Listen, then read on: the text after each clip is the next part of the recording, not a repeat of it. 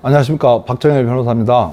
이 시간에는 약사님들이 억울하게 약국 개설 등록을 못했거나 또 행정처분을 받았었을 때 실질적인 권리 구제를 받기 위해서는 행정소송을 제기를 해야 돼요.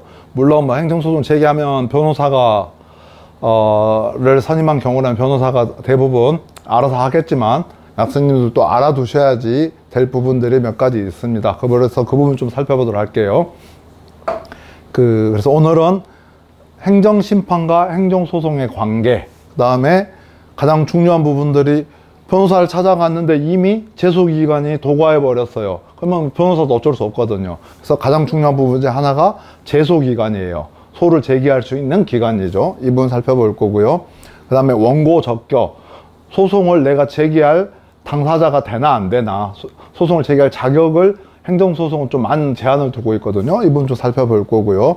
그 다음에 신속한 권리 구제를 위해서 집행정지라고 하는 제도를 두고 있는데 이게 어디까지 가능한지, 그 다음에 담당 공무원의 불법행위에 대해서 내가 손해를 봤다 치면 손해배상을 청구할 수 있는지 살펴보도록 하겠습니다. 이제 여기 문제되는 사안은 그겁니다. 옆에서 약국을 잘하고 있었는데 갑자기 준종합병원 안에 구내에다가 약국이, 주차장 부지에다 약국이 떡하니 들어온 거예요. 누가 보더라도 이건 명백하게 의료기관 구내인데도 불구하고 보건소에서 약국 개설 등록을 허용해 줘 버린 거죠. 이 경우 어떻게 하면 나는 이 개설 등록을 취소를 하고 또 내지는 신속하게 권리 구제를 받을 수 있을 것인가에 대해서 살펴보도록 하겠습니다. 자, 행정소송이라고 하는 것은 우리 보통 민사소송 같은 경우 그거잖아요. 돈 주세요, 또 뭐 소유권 이전해 주세요, 뭐 이런 것들이잖아요.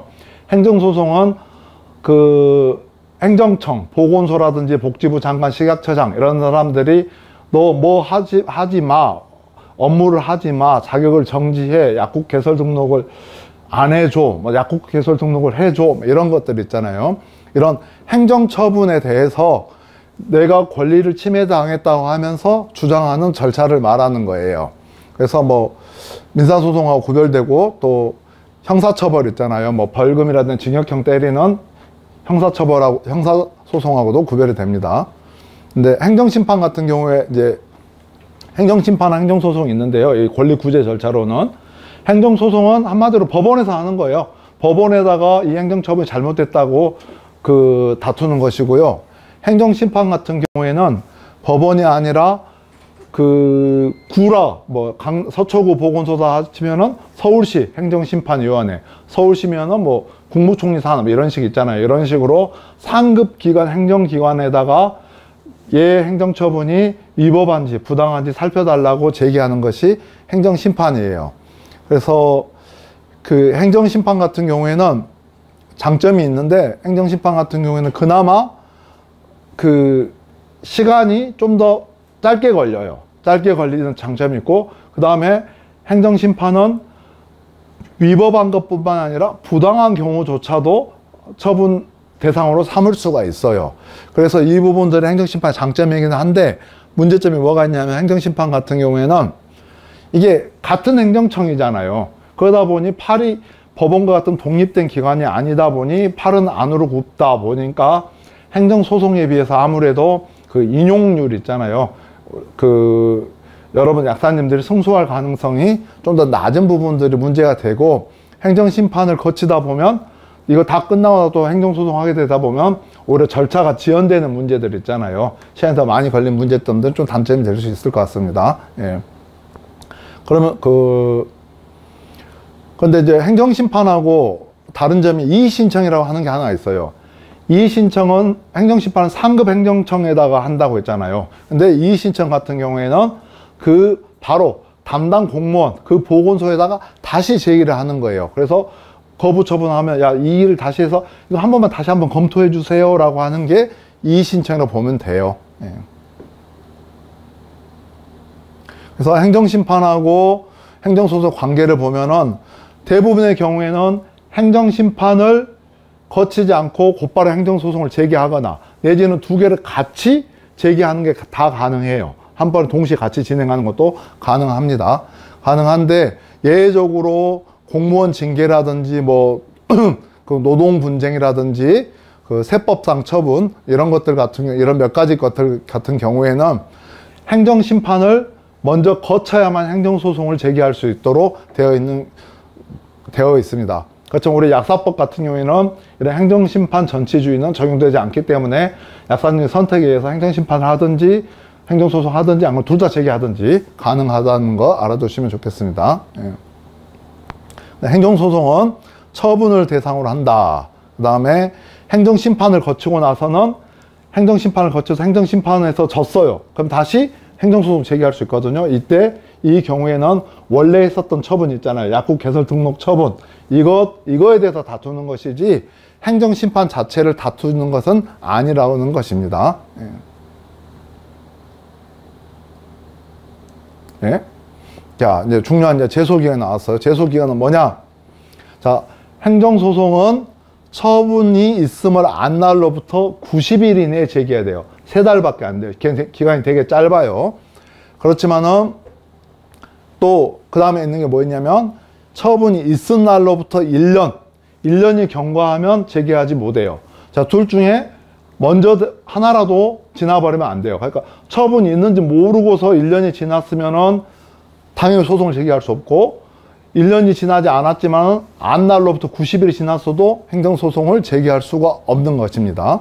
여기서 그래서 행정처분이 있으면 알게 된 날은 엄청 알게 됨으로 해서 기간이 엄청 단축돼 버리잖아요. 원래는 1년이던 게 지금 90일로 줄어들어 버리게 되는 거잖아요. 그래서 이 안날이 중요한데 이 안날은 실질적으로 그 처분 상대방인 그 약사가 알았느냐 몰랐느냐 보다는 알 수 있는 상태에 놓인 것으로 충분하다고 봐요. 그래서 행정처분서가 약국으로 송달이 됐어요. 근데 직원이 받은 거예요. 직원이 받아놓고서 약사님한테 알려줘야 됐는데 이 직원이 안 알려줘 버린 거예요. 이 경우에도 법원에서는 이건 충분히 직원이 받았거나 또는 가족이 받았다고 친다면은 요것은 적법하게 송달된 걸로 봐서 충분히 알 수 있었다, 안 알이다 이렇게 판단을 하게 됩니다. 그래서 직원들이 이것을 받아놓고도 약사님한테 전달 안 해줘가지고 이 기간을 놓친 경우들 있잖아요. 나중에서야 확인하게 돼가지고 이런 경우들도 생길 수 있기 때문에 무슨 현지 조사를 받았다든지 이렇게 됐을 경우에는 이거 왜 처분서 왜 안 나오지? 나올 때 됐는데 하면서 미리 좀 챙겨주시는 것 있잖아요. 이게 필요할 것으로 보여집니다. 예. 그 다음에 1년이 이제 문제가 되는데 보통 이제 본인이 뭐 그때 행정처분을 받을 때 해외 출국해가지고 장기간 뭐 있었다든지 뭐 입원을 했다든지 해가지고 도저히 알 수 없었던 것이 입증이 되는 경우 있잖아요. 이런 경우 근데 1년도 지나버렸잖아요. 이런 경우 같은 경우에는 이제 자기가 책임질 수 없는 사유였기 때문에 1년이 지나더라도 1년이 지나고 나서도 제기할 수 있도록 허용을 해주고 있어요. 근데 이 경우에도 그때 이제 다시 알게 됐으니까 소송을 제기할 거 아니에요. 그때 알게 된 날로부터 그때는 더 짧아져요. 2주 이내에 행정소송을 제기를 해야 된다는 거 알아두시기 바랍니다. 예. 그 다음에 뭐 우리 약사님들랑 크게 상관은 없는데 약가 같은 거 있잖아요. 약가 같은 거 고시로 하잖아요. 일일이 일일이 각 제약회사에다가 니네 약가 이렇게 떨쳤다라고 통지를 해주지 않거든요. 이런 고시를 하는 경우들이 있는데 이 고시 같은 경우에는 실제로 당사자한테 송달이 안 되더라도 고시가 있은 날로부터 5일이 지나면은 안 날로 보게 됩니다. 참고해 주시고요. 예. 그 다음에 아까 이제 이의 신청이 뭐가 문제되냐면요. 약사님들 같은 경우에 이렇게 약국 개설 등록 신청을 했어요. 근데 보건소에서 거부 처분을 해서 거부 통지를 딱 보냈어요. 그랬는데 이거 다시 한번 봐달라고 하면서 이의 신청을 한 거예요. 보건소에다. 이의 신청했더니 보건소에서 쭉 가지고 있다가 한 90일 지나가시고서 다시 이의 신청 다시 봐도 이건 안 될 것 같아요. 이거 저희 못 해주겠어요 라고 답변을 하는 경우 있잖아요. 이때 같은 경우에는 이의 신청해서 그 결과를 통지받은 날로부터 90일이 아니라 처음에 약국 개설 불가 처분을 한 날이잖아요. 받은 날, 그때부터 90일이 되는 거예요. 그래서 이의 신청을 했다고 해서 제소 기간이 연장되는 것은 아니다 라고 하는 것들 알아두시고, 이의 신청했는데도 답이 없으면은 곧바로 불가 통보 받은 때로부터 90일 이내에 소송을 제기하셔야 된다는 거 알아두시기 바랍니다. 그 다음에 감액 처분.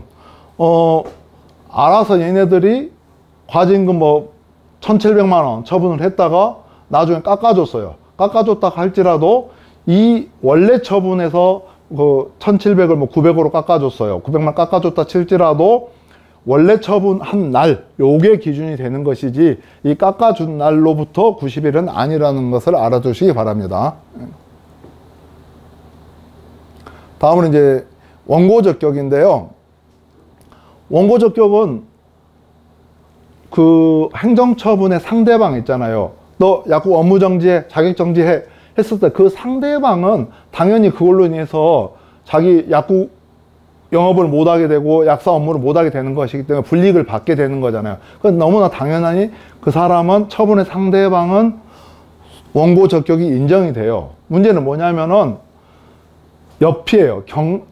처분의 상대방이 아닌 옆에 있는 사람들한테, 옆에 있는 약국 있잖아요. 여기에도 원고 적격을 인정할 것인지, 이게 문제가 되는 거예요.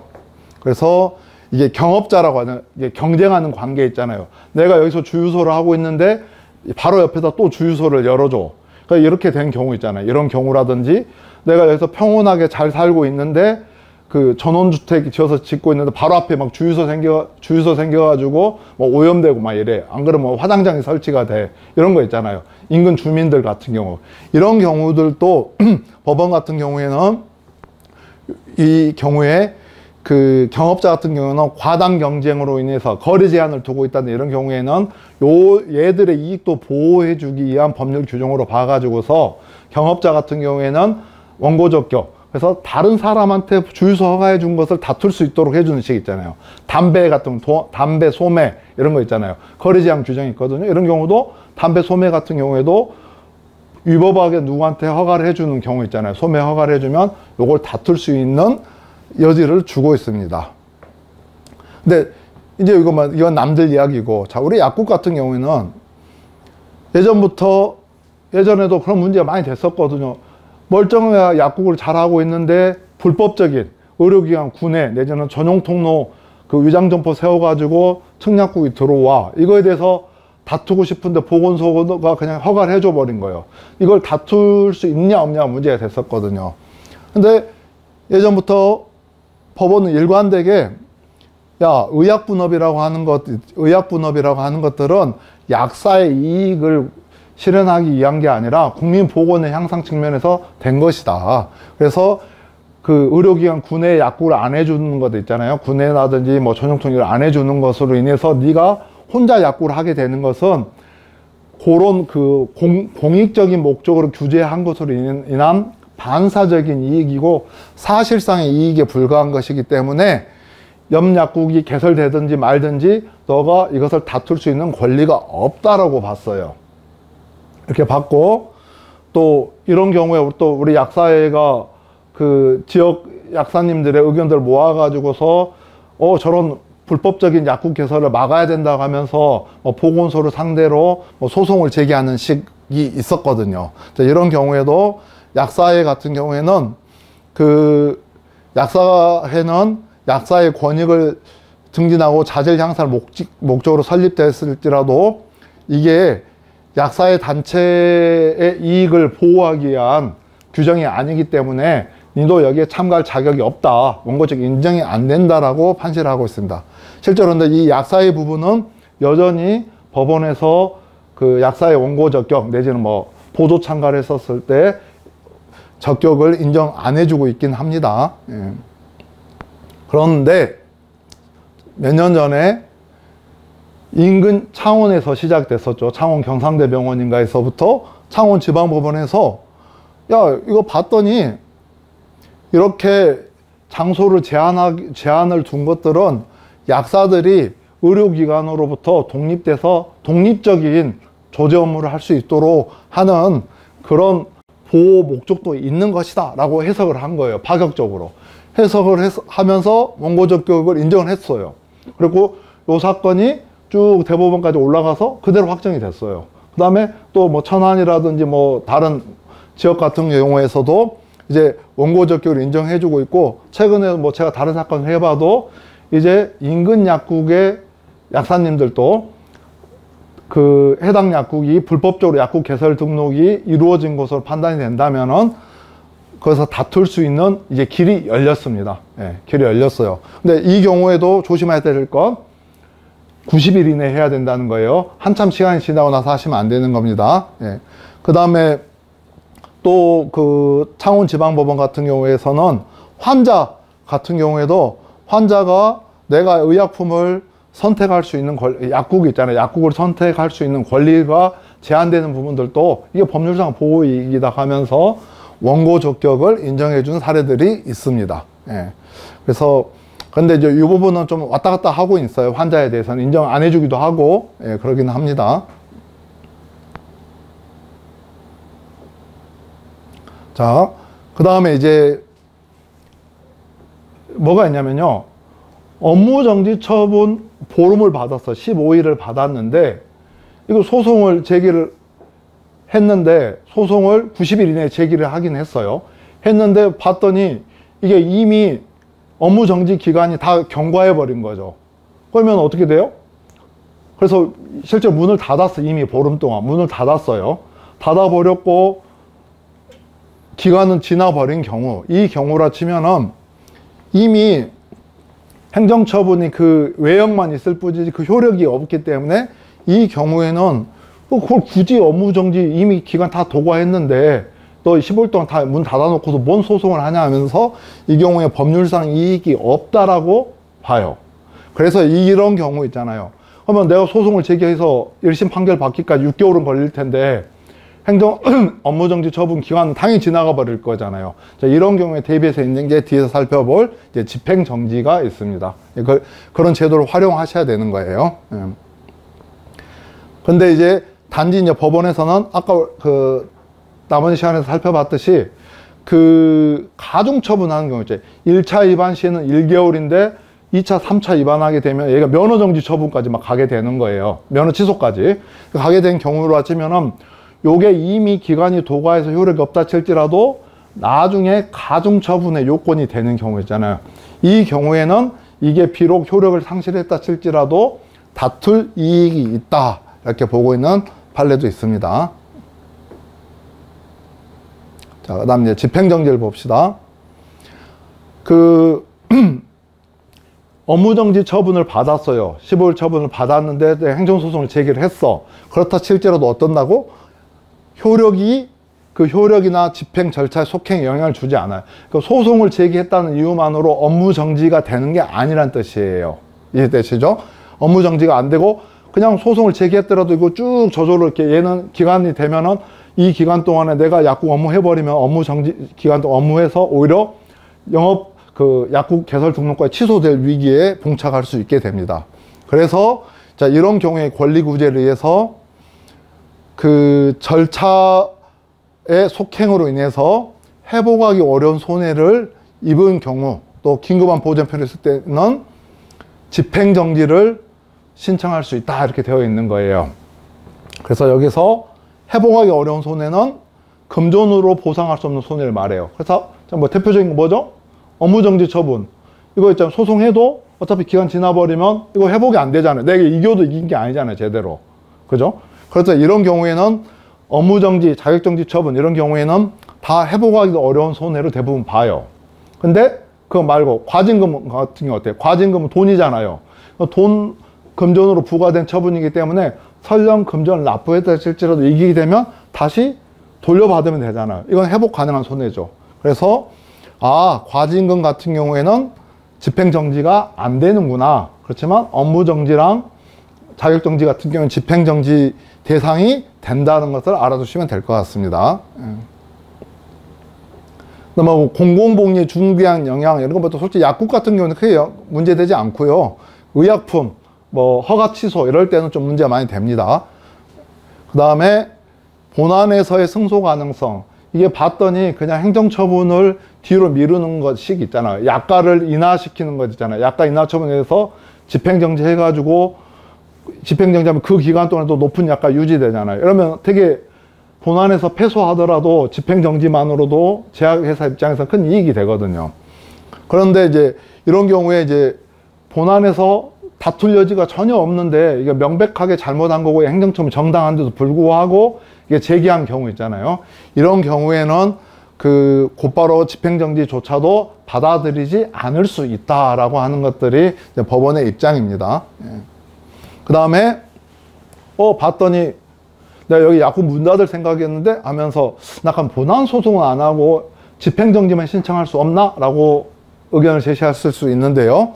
안 됩니다. 본안 소송을 제기를 하면서 동시에 내지는 본안 소송을 제기한 이후에 그 법원에다가 집행정지를 신청할 수 있을 뿐이지 집행정지만 민사와 달리 민사소송 같은 게 따로 할 수 있거든요. 할 수는 없다는 겁니다. 그 다음에 집행정지 같은 경우에는 거부 처분에 대해서는 집행정지를 할 수가 없어요. 이게 뭐냐면은 자, 약국 개설 등록을 제가 신청을 했어요. 근데 보건소에서 거부를 했어요. 그러면 그 약국 개설 등록 거부 처분에 대한 집행정지 해서 약국 개설 등록이 있는 것 상태로 소송을 제기하면 이 약사님 입장에서는 권리구제를 받을 수가 있잖아요. 근데 그런 건 안 된다는 겁니다. 약국 개설 등록을 거부 처분을 한 경우에는 아무 집행정지를 할 수가 없고 약국 개설 등록이 안 돼 있는 상태에서 소송이 확정되어야만이 권리구제를 받을 수가 있어요. 이 부분이 좀 문제가 됩니다. 그 다음에 자, 그래서 이 사건, 아까 질문에 나왔던 사건 있잖아요. 약국 개설 등록이 해버렸잖아요. 불법하게, 위법하게. 옆 약국에서 요 소송을 제기를 해요. 그럼 이 약국 개설 등록을 정지를 시키면 참 좋을 텐데 이것도 또한 허용되지 않고 있습니다. 그래서 실제로 권리구제를 받으려면은 이 판결이 약국 개설 등록을 했다가 거부를 당하거나 옆에 위법하게 등록된 걸 취소시키려고 하거나 둘 다 마찬가지로 판결이 확정될 때까지는 권리구제를 못 받는 것 있잖아요. 그래서 이게 되게 늦어지는 것들이 현 행정소송법의 문제예요. 그래서 최소한 민사소송처럼 1심에서 승소를 한 경우에는 이렇게 가구제 있잖아요. 뭐 가집행, 임시적으로나마 약국을 열게 한다거나 임시로 문을 닫게 한다거나 하는 그런 권리구제 방법들이 논의가 되고 있는데 벌써 그 수십 년째 의논만 되고 있지 법률 개정은 이루어지고 있지 않습니다. 그 다음에 이거 뭐 하나 조심할 게 보통 1심에서 집행정지 할 때 있잖아요. 판결 선고 후 며칠까지 이렇게 되어 있거든요. 그리고 요게 지나면은 집행정지는 자동으로 풀려버리게 돼요. 그래서 다시 집행정지를 꼭 해야 된다는 거. 항소했다고 해서 자동으로 집행정지 효력이 연장되는 것은 아니라는 거 알아두시면 좋을 것 같습니다. 자, 이제 마지막으로 국가배상 보도록 할게요. 자, 방금처럼 어때요? 내가 약국 개설 등록을 적법하게 신청했는데 얘가 거부해가지고 대법원 판결까지 2년, 3년 걸려서 확정 판결을 받았어. 그래서 저는 3년 동안이나 영업을 하지 못함으로 인해서 막대한 손실이 생겼잖아요. 그럼 이 담당 공무원이 너무 밉지 않습니까? 이 담당 공무원 내지는 이 지자체한테 손해배상을 청구할 수 있느냐, 이 문제죠. 이거 관련해서 일단 국가배상법에서 고의 과실로 법령을 위반해서 손해를 입히면은 손해배상을 할 수 있도록 되어 있어요. 그래서 할 수 있고 또 뭐 영조물 이런 거, 영조물은 다른 게 아니고 도로, 댐 이런 거 있잖아요. 이런 거 하자로 인해서 이번 때 손해배상 청구할 수 있다 이런 건데요. 여기에서 이제 중요한 부분은 뭐냐면 실제 직무집행 이 부분은 그냥 넘어가 될 것 같고요. 중요한 부분은 고의과실이에요. 이 공무원이 이게 의료기관의 군에 해당하지 않다고 판단해서 얘는 한 거예요. 그런데 법원에 의해서 의료기관 군해가 맞아라고 결론이 났다고 해서 이 공무원이 이 약국 개설 못한 걸로 인한 손해배상을 다 하게 된다고 친다면 공무원 입장에서는 이거 불안해서 어떻게 해요?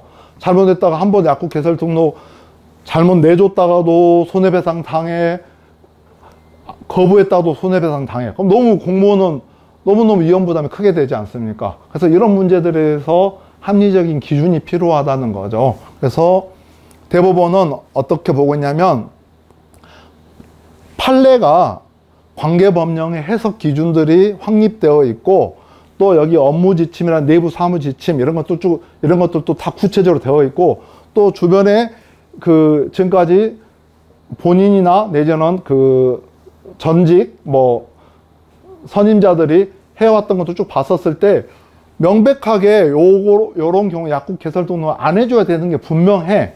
그런데도 불구하고 계속해서 자기 고집을 피우는 식 있잖아요. 이런 경우에는 공무원이 고의과실이 인정이 된다라고 보는 거예요.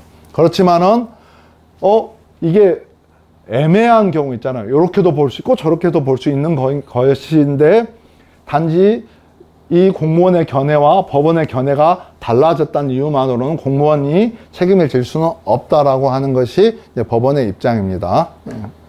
그래서 아까 그 질문에 대한 답을 보면, 일단 병원 주차장은 당연히 그거잖아요. 병원의 시설이잖아요. 주차장도 시설인데, 이 안에 약국을 들어서는 것은 의료기관의 군해에 해당하게 됩니다. 그리고 최근에 이제 판례 변경으로 인해서 바로 제3자인 인근약국 개설자도 원고 적격이 인정이 돼서 행정소송을 제기할 수 있습니다. 그렇지만은 행정소송 같은 경우에는 그 가처분이라든지 가구제가 인정이 되지 않기 때문에 판결이 확정될 때까지는 약사님은 옆에 있는 약국 개설 등록을 취소할 수가 없는 문제는 있습니다. 그래서 이걸 이유로